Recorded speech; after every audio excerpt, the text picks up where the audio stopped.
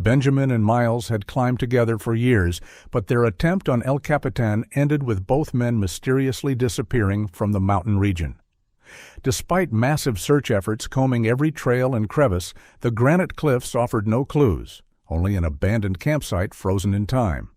3 years would pass before a routine walk turned into a nightmare, when a hiker's dog found something shocking under a boulder that no one was prepared to find. The morning fog clung to El Capitan's granite face as Riley Patel adjusted the straps on their backpack. Their German shepherd, Ranger, pulled at the leash, eager to continue down the trail. Riley had hiked this section of Yosemite countless times, but today they were running late for their shift at the visitor center. The main trail would add another 40 minutes. "All right, boy, we're taking the shortcut." Riley unclipped Ranger's leash, knowing the dog would stay close. They veered off the marked path, heading toward a steep slope littered with boulders and loose scree.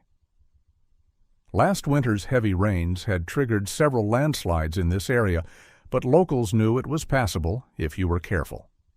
Ranger bounded ahead, his black and tan coat disappearing between massive granite chunks. The dog had completed K9 training, but failed the final certification. Too friendly for police work, the trainer had said. Still, his nose was exceptional. A sharp bark echoed off the rock face, then another, more insistent. "Ranger, come!" Riley scrambled over a fallen pine trunk. The barking continued, almost frantic now. Riley found the dog pawing at a massive boulder, split down the middle like a cracked egg. The fissure was maybe 2 feet wide at its center, narrowing to darkness below. Ranger's entire body was rigid, tail straight, the stance he'd been trained to take when detecting human scent. "What is it, boy?" Riley grabbed a stick and began clearing debris from around the crack. Probably just old camping gear, maybe some hiker's lost pack. But Ranger wouldn't budge, wouldn't stop that low, continuous whine. Riley pulled out their phone, activated the flashlight, and aimed it into the crevice. The beam caught something pale, almost white against the dark granite. Fabric. No. Bone. A human ribcage, partially covered by a faded blue jacket. Riley stumbled backward, heart hammering. Their hands shook as they dialed 911. "911, what's your emergency?" "I'm on El Capitan, about a half-mile off the Mirror Lake Trail. My dog, we found human remains." 300 miles south in Fresno, Vera Wilder was reviewing invoices for her catering business when the doorbell rang. She glanced at the clock, barely past 9 in the morning. Too early for deliveries. Through the peephole, she saw Sheriff Boyd Tanner standing on her porch, his weathered face grave beneath his wide-brimmed hat. Her stomach dropped. The sheriff didn't make house calls for good news. She opened the door. "Boyd?" "Morning, Vera. May I come in?" She stepped aside, noting how he removed his hat, how his fingers worried at the brim. They'd known each other since high school. He'd been 2 years ahead of her and Benjamin. "It's about Benjamin, isn't it?" The words came out flat, resigned. After 3 years, she'd been expecting this visit. In a way. Boyd settled into her living room chair, looking uncomfortable. "We found remains this morning near El Capitan. A hiker's dog discovered them in a boulder field." Vera sank onto the couch. "Is it?" "We're not certain yet, but there was climbing gear with the body. The dental records will take a day or two, but—" He paused, choosing his words carefully. "The equipment matches what Miles Reeves was wearing when he disappeared." Miles, not Benjamin.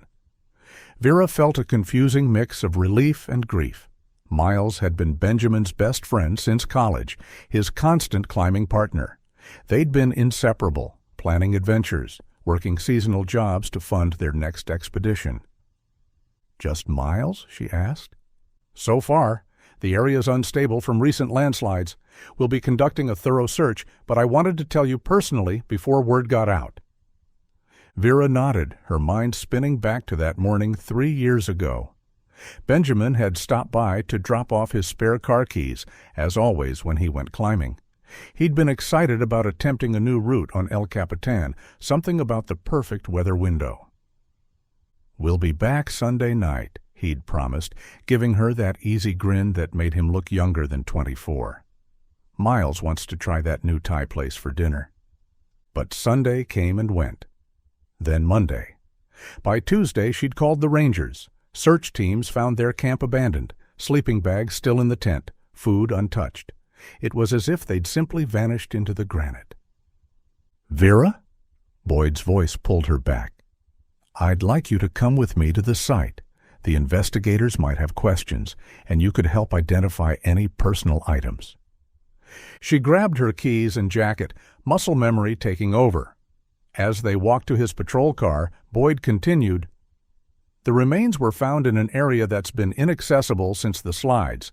That's probably why the search teams missed it 3 years ago."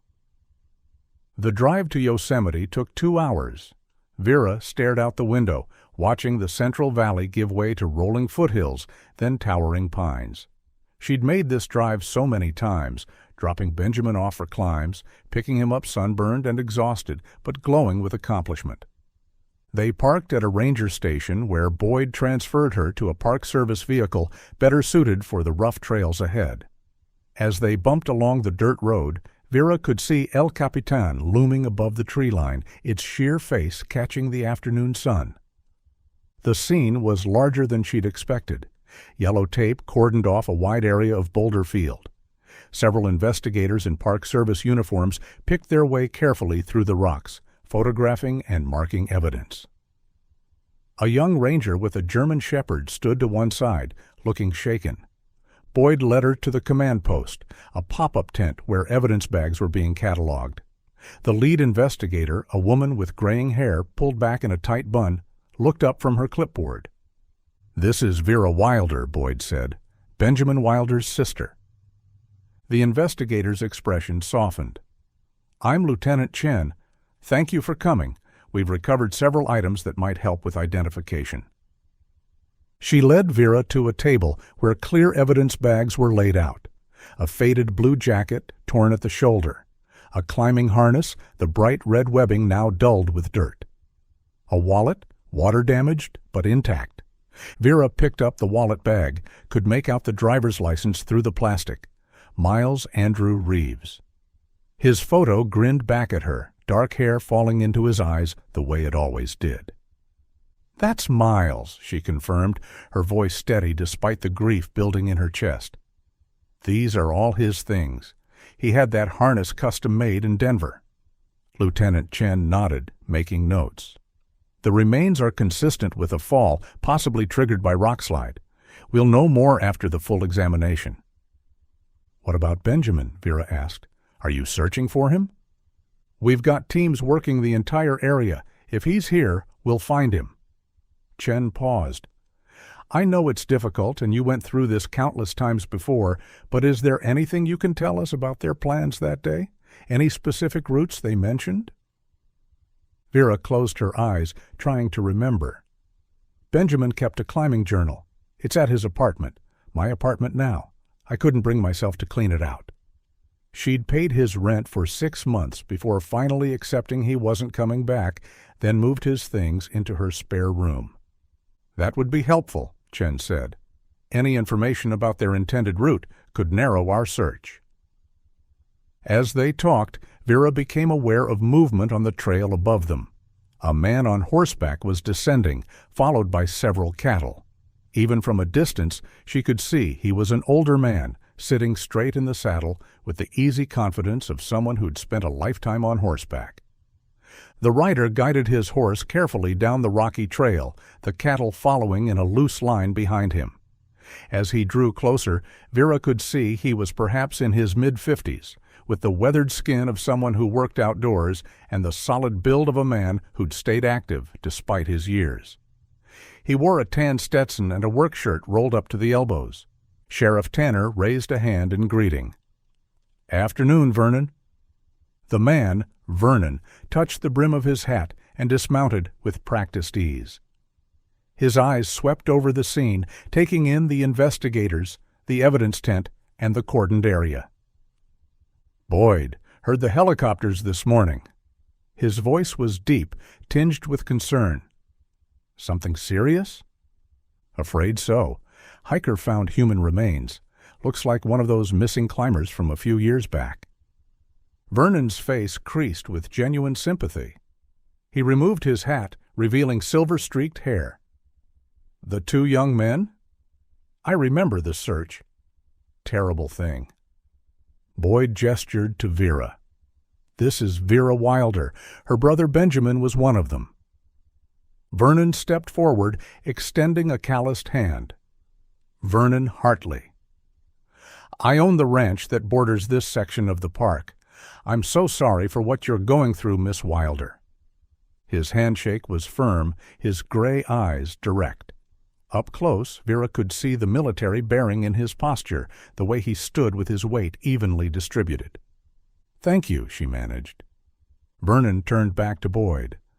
This the same area we searched 3 years ago? Near enough. The landslides changed the terrain considerably. That winter was brutal, Vernon agreed. He looked at the investigators working among the boulders. My ranch hands move cattle through these trails regularly, know every deer path and water source for miles. If you need extra eyes for the search, they're at your disposal. Lieutenant Chen had approached during the conversation. We appreciate that, Mr. Hartley. Local knowledge would be valuable. Vernon nodded.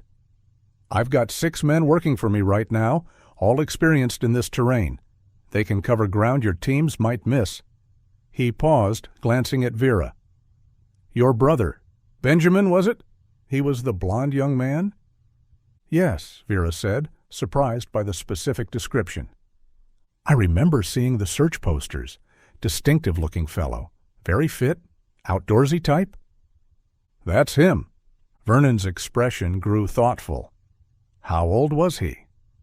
23? 24? 24 when he disappeared.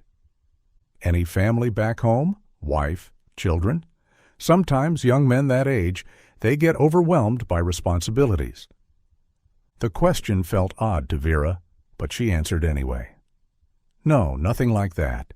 Benjamin lived for climbing. He was single, no kids. So no reason to just walk away from his life, Vernon mused. That rules out voluntary disappearance, I suppose. Boyd shifted his weight. We investigated that angle thoroughly 3 years ago. These boys were experienced climbers, but not reckless. Something went wrong out here. Vernon settled his hat back on his head. Well, I'll have my men keep their eyes open. We run cattle through the high country all season.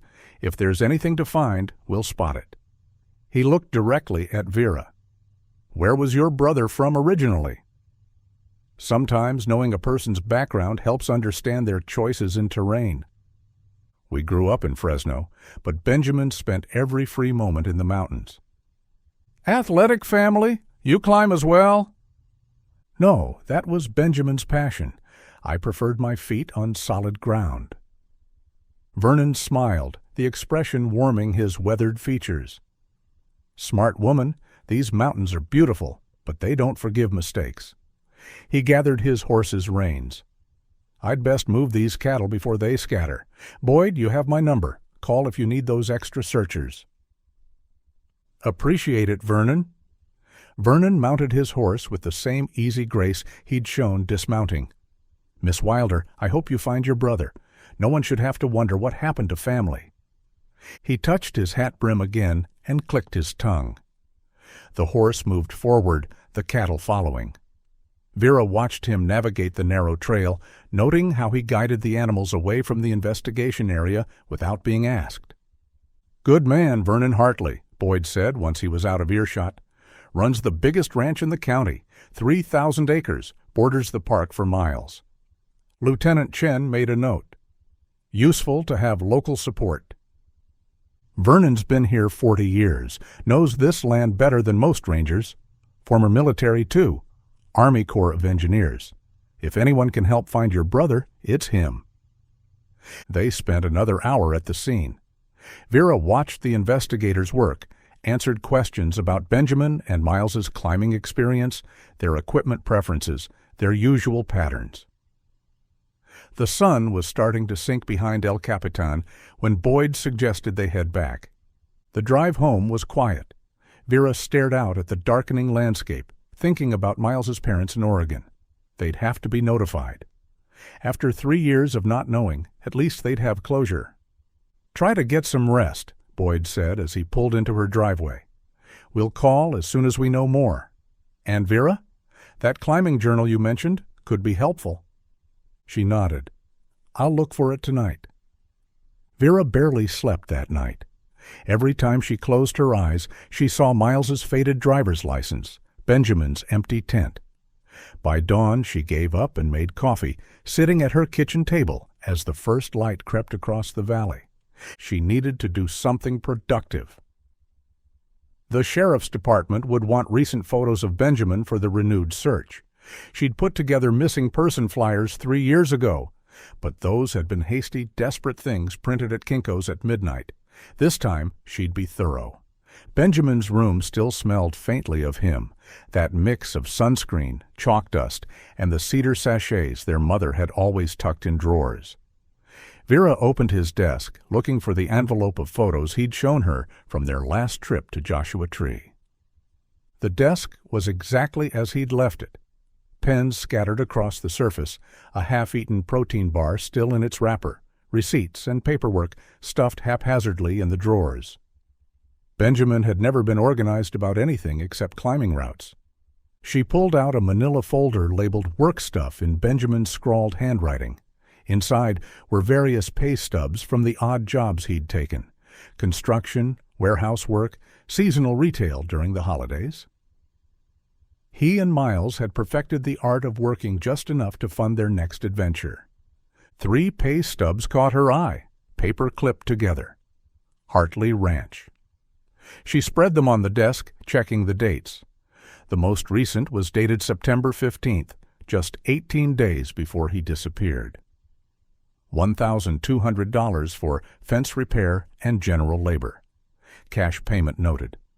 2 more stubs showed similar work in late August and early September. All cash payments, all signed with the same authoritative signature, Vernon Hartley. Vera sat back, journal entry and pay stubs side by side.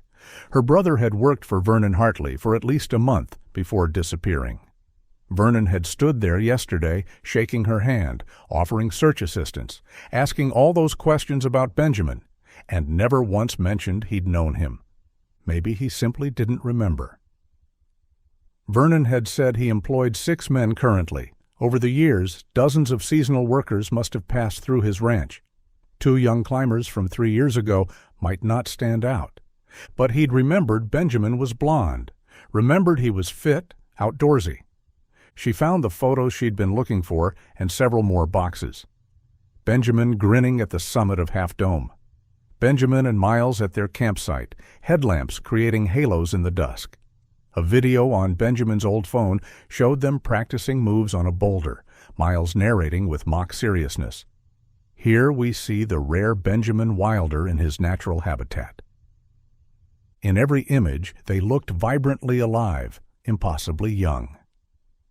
Vera selected the clearest ones and drove to the print shop, then headed to Yosemite Village. The climbing shop was busy with weekend warriors gearing up for day trips. The owner, Derek, recognized her immediately. He'd been part of the original search effort. "Vera, heard about the recovery. I'm so sorry." "Thanks. They're still searching for Benjamin." She showed him the flyers she'd printed. "Mind if I put one up?" "Of course." He cleared space on the community board. "You know, I always wondered if they might have tried a different route that day. Benjamin was talking about the East Buttress when he came in for gear that week." "Did he mention anything else? Anyone they were climbing with?" Derek shook his head. "Just the 2 of them as usual. Though, ... He paused, thinking. Miles did ask about the approach from the valley floor versus coming in from the high country. Said something about a rancher showing them a shortcut through private land. "A rancher?" "Yeah, they'd been doing some work out that way. Fence repair or something. The rancher told them about an old trail that would shave an hour off the approach."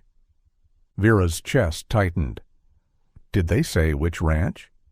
No, but there's only a few big operations that border the park up there. Hartley's place is the largest. She thanked Derek and walked to the ranger station.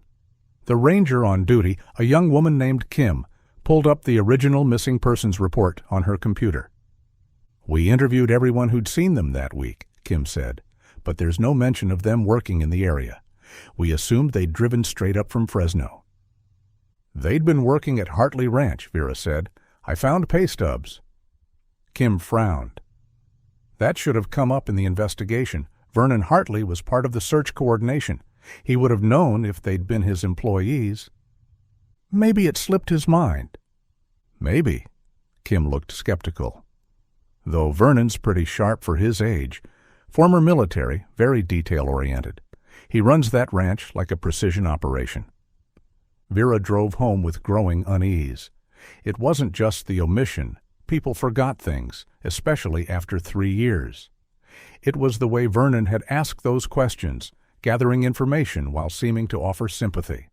The specific interest in Benjamin's age, his relationship status, his background. She thought about Benjamin's journal entry. Vernon seems like a decent boss. Present tense. Her brother had formed an opinion about Vernon Hartley, had worked for him multiple times, had taken his advice about trails. And Vernon had stood there yesterday, playing the helpful neighbor, acting as if he'd never seen Benjamin except on a missing poster. That night, Vera spread everything across her dining table. Pay stubs, journal, photos, her notes from the day. The facts were simple. Benjamin and Miles had worked for Vernon Hartley. Vernon hadn't mentioned this connection. He'd asked personal questions about Benjamin while claiming to only know him from search posters. It wasn't evidence of anything except a strange omission. But as Vera studied her brother's handwriting, she couldn't shake the feeling that Vernon Hartley knew more than he was saying. 3 days passed before Vera decided to visit Hartley Ranch. She'd spent those days helping coordinate the expanded search, watching teams comb the granite slopes where Miles had been found. No sign of Benjamin. Lieutenant Chen remained optimistic. The terrain was vast. The recent landslides had changed everything. It could take weeks to search properly. Maybe if she talked to Vernon directly, explained what she'd found, he might remember something helpful. Some detail about Benjamin's state of mind, conflicts with other workers, money troubles. Anything that might explain what happened that October day. The drive to Hartley Ranch took her through 20 miles of winding mountain roads. She'd looked up the property online, 3,000 acres of prime grazing land, established in 1963. The photos showed pristine pastures, well-maintained outbuildings, and a classic ranch house with wraparound porches. Vernon had built something impressive out here. The entrance was marked by stone pillars and a metal arch bearing the ranch's brand. Vera followed the gravel drive through pastures where cattle grazed in the morning sun. The main house sat on a rise, commanding views of the valley below and the mountains beyond. She parked near the front steps and climbed to the wide porch. The house was silent, no vehicles besides hers visible. She rang the doorbell, hearing it echo inside. Waited. Rang again. No answer. Vera walked around to the back of the house. A second porch overlooked a fenced garden and what looked like an old bunkhouse, probably original to the property. Still no sign of anyone. It was past 10 in the morning. Surely someone would be working. She returned to her car, considering her options. She'd driven all this way. It seemed foolish to leave without at least trying to find Vernon. He'd mentioned 6 ranch hands. Someone had to be around. Vera drove slowly down a dirt track that led deeper into the property. She passed equipment sheds, a large barn, what looked like a modernized stable complex. Everything was notably well-maintained, painted, organized. Vernon clearly took pride in his operation. A narrower track branched off toward a cluster of older buildings. She followed it, figuring the hands might be working in a more remote section. The road curved through a stand of pines and opened into a clearing. That's when she saw Vernon's truck, a dark blue Ford F-350 she recognized from the investigation site. It was parked beside a low concrete structure built into a hillside. The building looked old, maybe from the 1950s or 60s, with thick walls and a heavy metal door. Some kind of storage facility, though more substantial than a typical root cellar. Fresh tire tracks marked the dirt around the truck. Someone had been here recently, probably this morning, based on the crisp edges of the tread marks. Vera parked a respectful distance away and got out. "Mr. Hartley?" she called. "It's Vera Wilder." No response. She walked closer, noting details. The structure had ventilation pipes protruding from the hillside above it, unusual for simple storage. The door was newer than the building, industrial grade, with multiple locks. A security camera was mounted on a pole nearby, its red light blinking steadily. "Hello?" she called again. "Is anyone here?" The ranch was large. Vernon could be anywhere, but his truck was here, and those tire tracks were fresh. She walked around the structure, trying to determine its purpose. The concrete was thick, weathered, but solid. Small windows set high in the walls had been covered with metal plates. It reminded her of military bunkers she'd seen in documentaries.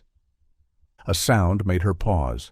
She couldn't identify it, too muffled by the thick walls. Maybe machinery running inside? A generator? Vera checked her phone. No signal out here, which wasn't surprising in the mountains. She'd wait a few more minutes, see if Vernon emerged. It felt awkward to be poking around his property, even if he had offered to help with the search. She returned to her car and leaned against it, studying the strange building. Why would a cattle ranch need such a fortified structure?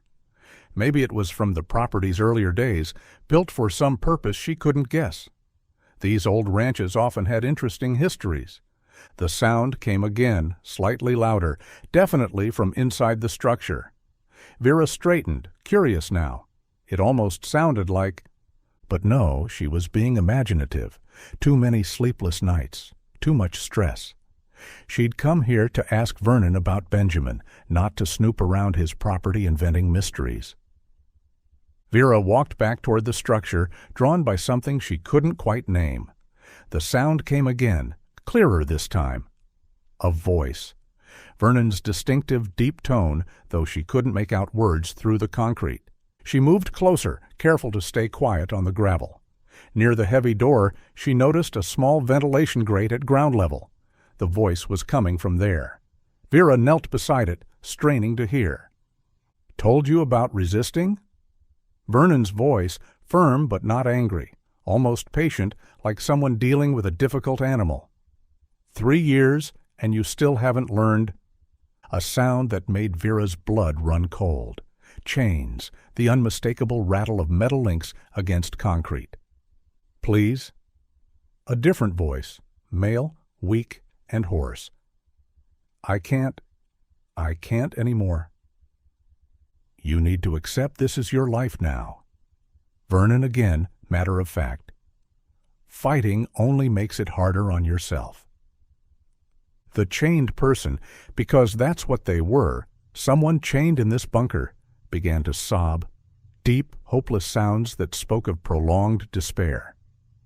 "Stop that!" Vernon's tone sharpened. "Take your medicine or no food again. You know the rules." "I'll take it. I'll take it." The sobbing quieted to whimpers. "Just, please don't leave me here again." "That depends entirely on you." Footsteps inside, moving closer to the door. Vera scrambled backward, heart pounding. She half ran, half stumbled to her car, fumbling for her keys. The heavy door remained closed as she started the engine and drove away, trying not to speed, trying to look normal despite the shaking in her hands. She pulled over a mile from the ranch entrance, hands trembling as she found Sheriff Tanner's card and dialed his direct number. He answered on the third ring. "Boyd, it's Vera. I was just at Hartley Ranch. Vernon has someone locked in a building. I heard him. Heard chains." "Slow down, Vera. Where are you now?" She gave him her location, then explained what she'd heard. The concrete structure, Vernon's truck, the voices through the ventilation grate. Boyd listened without interrupting until she finished.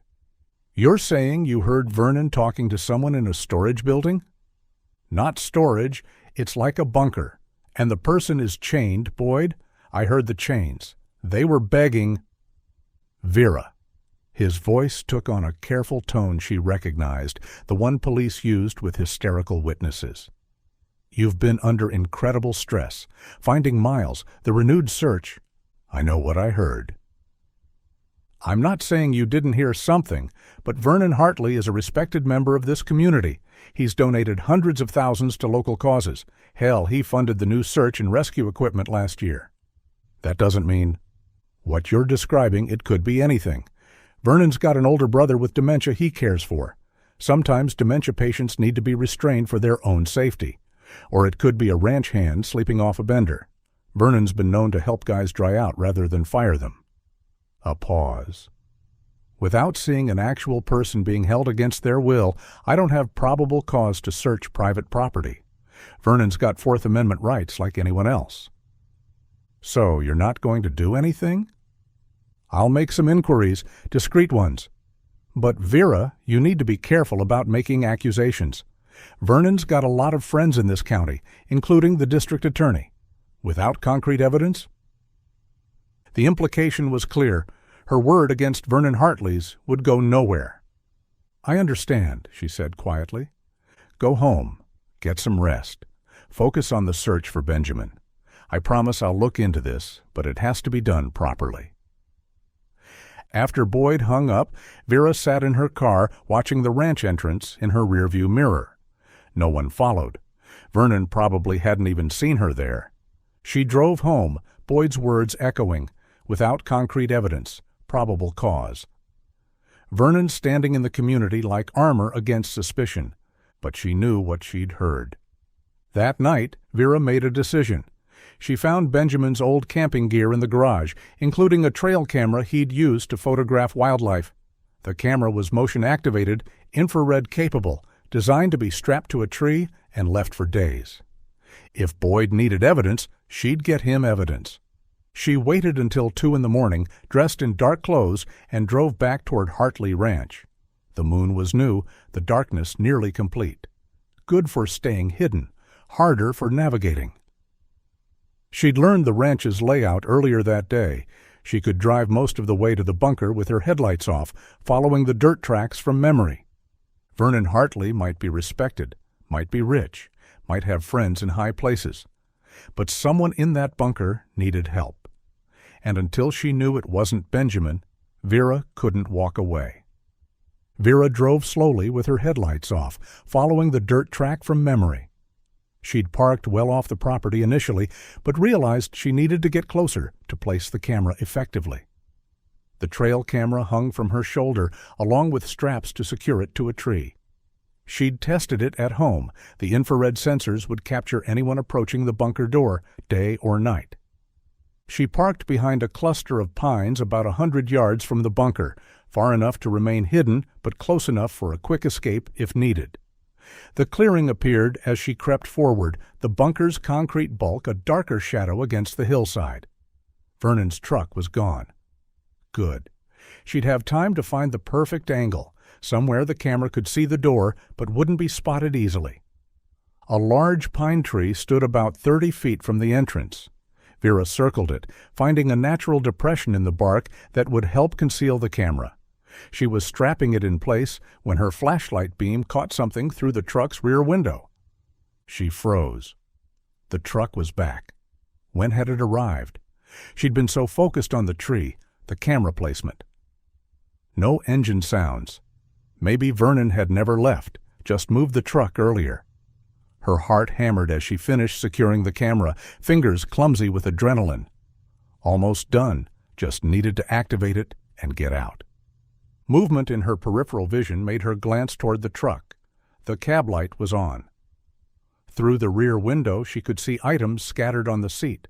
Magazines. Even from here she could make out the covers, fitness magazines featuring shirtless men. The kind her conservative father would have called those gay muscle magazines, his voice dripping disapproval.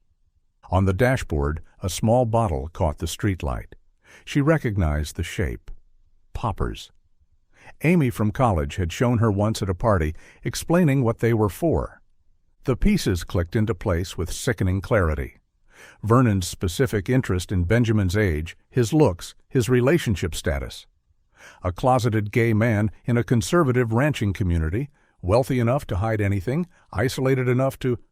Couldn't leave well enough alone? Could you? Vera spun around. Vernon stood 10 feet away, having approached silently across the gravel. In the darkness, she could barely make out his features, but his stance was different from the helpful rancher at the investigation site. Predatory. Ready. "I was just..." she started, but he was already moving. His hand clamped over her mouth before she could scream, his other arm wrapping around her waist. He was stronger than his age suggested, muscles built by decades of ranch work. Vera bit down hard on his palm, tasting blood. Shit!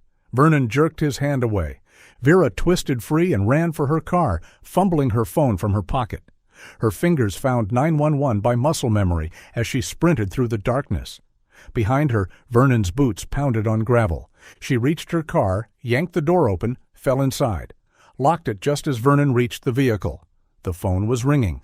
Once, twice. 911, what's your emergency?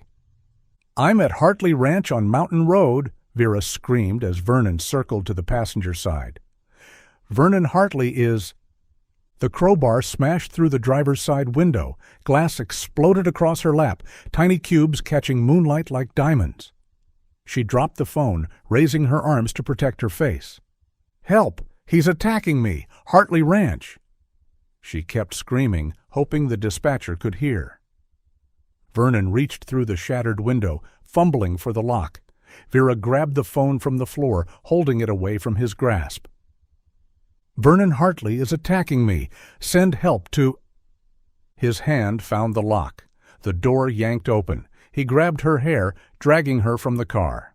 The phone flew from her hand, landing somewhere in the darkness, but she could hear the dispatcher's tiny voice. "Ma'am? Ma'am, are you there? Units are responding." "You'll see your brother real soon," Vernon growled, pinning her arms as she struggled. Should have stayed out of this. Should have grieved and moved on like everyone else. He produced zip ties from his pocket. Of course he had them, ranchers always did, and bound her wrists behind her back with practiced efficiency. Then he lifted her like she weighed nothing and threw her into his truck bed. Vera's head hit the metal, stars exploding across her vision. She heard the truck door slam, the engine start. Gravel sprayed as Vernon accelerated toward the bunker. The ride was mercifully short. Vernon parked directly in front of the concrete structure, leaving the headlights on. He hauled her from the truck bed, her shoulders screaming as he dragged her toward the heavy door. Multiple locks clicked open. The door swung inward, revealing concrete steps descending into darkness. The smell hit her immediately. Unwashed human, waste, the staleness of recycled air. "Move," Vernon ordered, pushing her forward. Emergency lighting cast everything in a sick green glow. The stairs led to a larger space than she'd expected. The walls were lined with shelves holding canned goods, water bottles, medical supplies. A preparation for something, nuclear war, societal collapse, the paranoia of an earlier era, made manifest in concrete and steel. But it wasn't the supplies that made Vera's knees buckle. In the far corner, a figure lay on a narrow cot, skeletal thin, hair grown long and matted, wearing stained sweatpants and nothing else.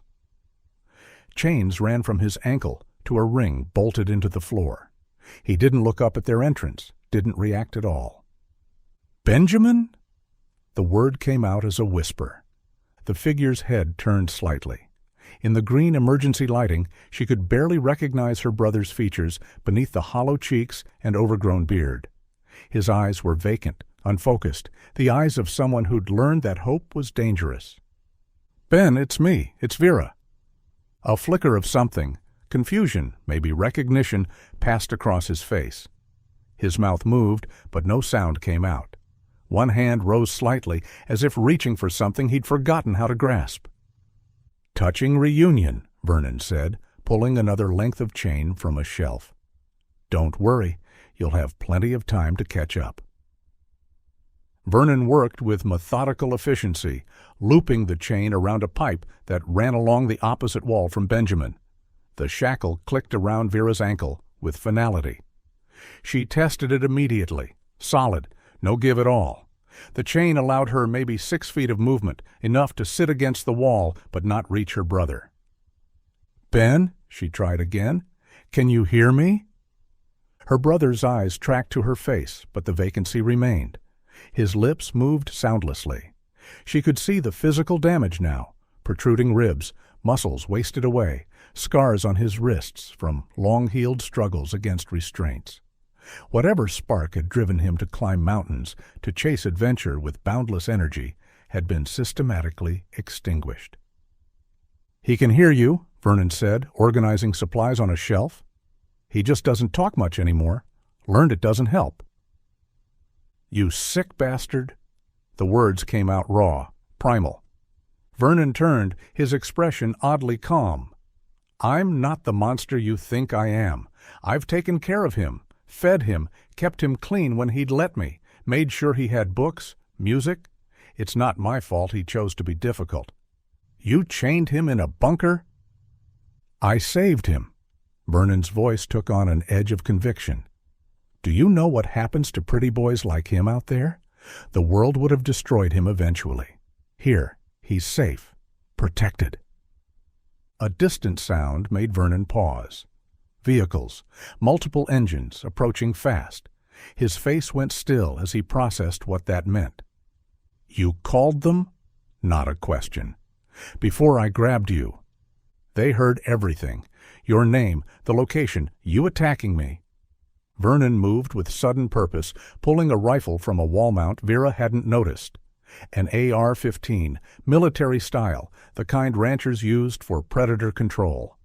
He checked the magazine with practiced movements. "Then we don't have much time." "Vernon, think about this. It's over. Let us go. Cooperate. Maybe—" "Maybe what? Maybe I'll only get 20 years instead of life? Maybe they'll put me in protective custody so the other inmates don't tear apart the rich old queer who likes young men?" He laughed bitterly. "I've lived my whole life hiding. I'm not spending what's left of it in a cage."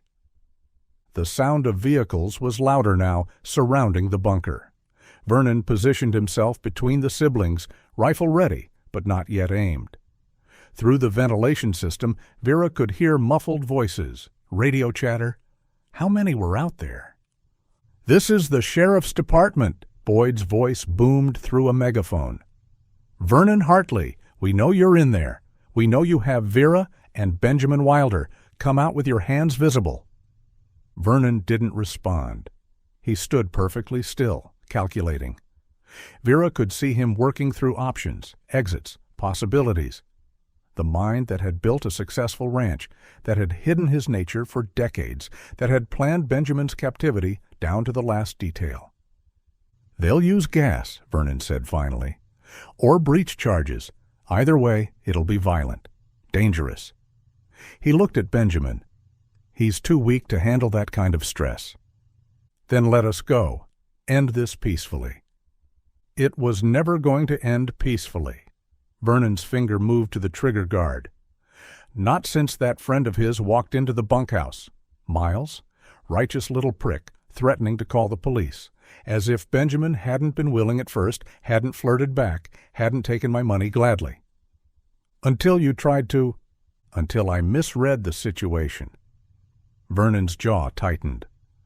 One moment of poor judgment, and that boy made it into something criminal. I had no choice. "You killed him." Quick and clean, more than he deserved for trying to destroy my life. But Benjamin— His gaze softened slightly, looking at the skeletal figure on the cot. "I couldn't hurt him, even when he fought, when he tried to escape, when he went on hunger strikes. I loved him." "That's not love." "What would you know about it?" Vernon's voice cracked. 40 years of hiding. 40 years of watching men I could never touch, never acknowledge. Building this empire while dying inside. Then he showed up, beautiful, free, everything I could never be. Movement above, footsteps on the concrete roof. Vernon's rifle snapped upward. "They're at the vents," he said. "Military formation. Your sheriff called in SWAT." A bitter smile. "At least they're taking me seriously." "Vernon, please, look at him." Vera gestured to Benjamin. "Look what you've done. This isn't love. It's possession, destruction." "I kept him alive, fed him, bathed him, held him when the nightmares came. That's more than—" The lights went out. Emergency lighting kicked in a second later, but in that moment of darkness, Vera heard the distinctive pop of breaching charges. Not at the door. Above, the ventilation shaft. "No!" Vernon swung the rifle upward. The flashbang grenade dropped through the vent like a falling star. Vera had 1 second to squeeze her eyes shut and cover her ears before the world exploded in white light and devastating sound. Even prepared, the concussion hit her like a physical blow. Vernon fired blindly upward, the rifle's report adding to the chaos. Brass casings rang against concrete, then bodies were pouring through the breach, black tactical gear, weapons raised, moving with trained precision. "Drop the weapon! Drop it now!" Vernon swung the rifle toward them. Multiple officers fired simultaneously. Not bullets, Vera realized, but tasers. Vernon convulsed and collapsed, the rifle clattering across the floor. "Clear! We have 3 civilians, 2 in restraints." Medics rushed in behind the tactical team. Someone was cutting her chain with bolt cutters, speaking to her, but Vera couldn't focus on anything except the medics surrounding Benjamin. They moved with urgent efficiency, checking vitals, starting IVs, preparing him for transport. "Ma'am? Vera?" A gentle hand on her shoulder. "Lieutenant Chen." "You're safe now. Are you injured?" "I'm fine.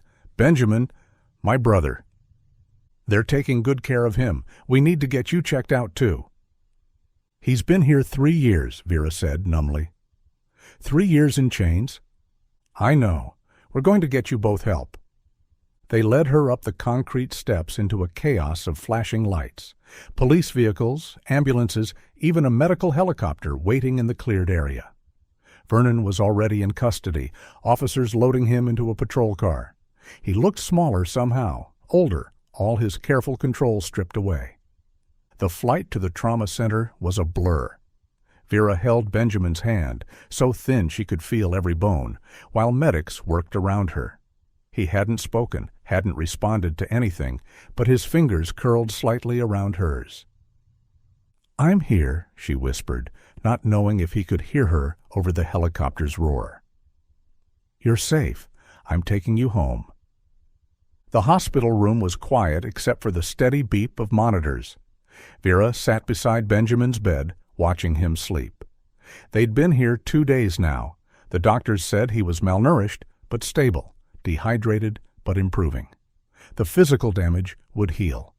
The psychological damage was another matter. "He hasn't spoken?" Dr. Patricia Nguyen, the psychiatric specialist, stood at the foot of the bed reviewing Benjamin's chart. "Not a word. He responds to simple commands, seems to recognize me sometimes, but—" Vera trailed off. "It's called selective mutism, often seen in severe trauma cases. The fact that he's responding at all is encouraging. Recovery from this level of prolonged captivity takes time." A knock at the door interrupted them. Sheriff Tanner entered, hat in hand, followed by Lieutenant Chen. "How's he doing?" Boyd asked.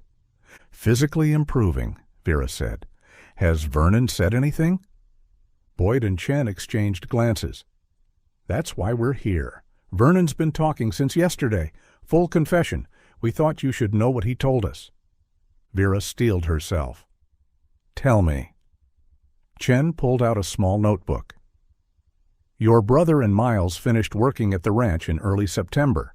They came back October 2nd to pick up some equipment they'd left behind. Vernon was drunk, made advances toward Benjamin in the bunkhouse. When Benjamin rejected him, Vernon became aggressive. That's when Miles walked in." "He shot Miles?" "Point blank with a .38 revolver. Benjamin tried to run, but Vernon caught him, knocked him unconscious." Chen's voice remained professionally neutral, but Vera could see the disgust in her eyes.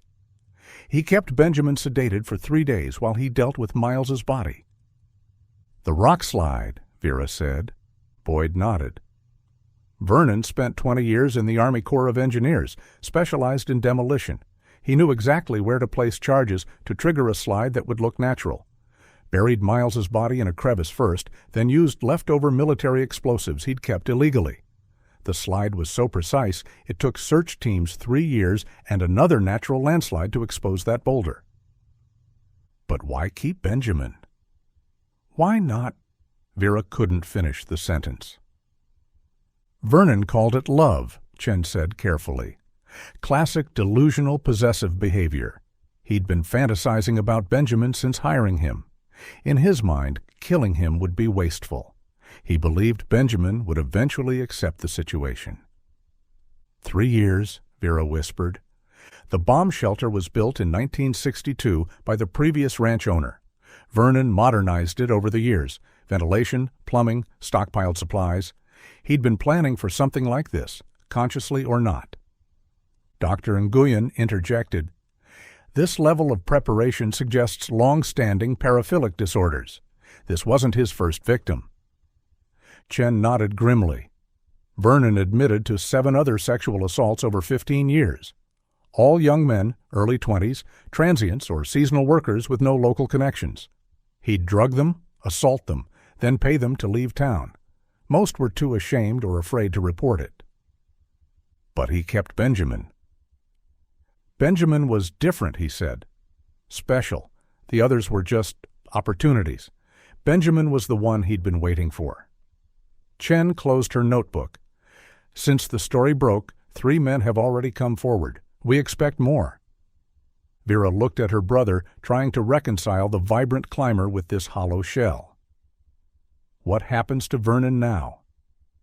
"Murder 1 for Miles, kidnapping, false imprisonment, sexual assault, attempted murder of a police officer he fired at SWAT, plus whatever charges come from the other victims. He'll never see freedom again."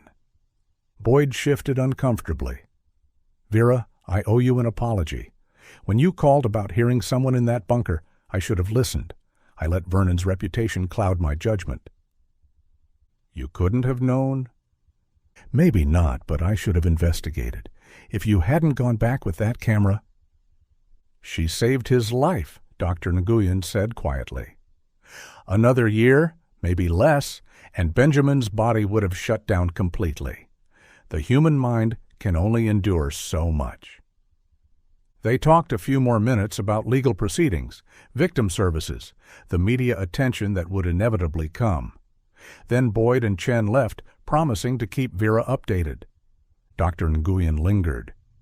"He'll need intensive therapy, possibly for years. The trauma of prolonged captivity, the loss of his friend, the sexual assaults, it's a lot to process. But people do recover, not to who they were before, but to something new, something that can still be good." After she left, Vera sat in the quiet room, holding Benjamin's hand. His eyes were open now, staring at the ceiling. She thought of all the mountains he'd climbed, all the heights he'd conquered, and wondered if he'd ever trust the world enough to venture into it again. Miles? The word was so quiet she almost missed it. Benjamin's first word in 3 years. He ... Vera's throat closed. "How did you tell someone their best friend died trying to save them?" "He's gone, Ben. I'm so sorry." Benjamin's eyes closed, a single tear tracking down his cheek. But his hand tightened around hers, holding on. It was a start.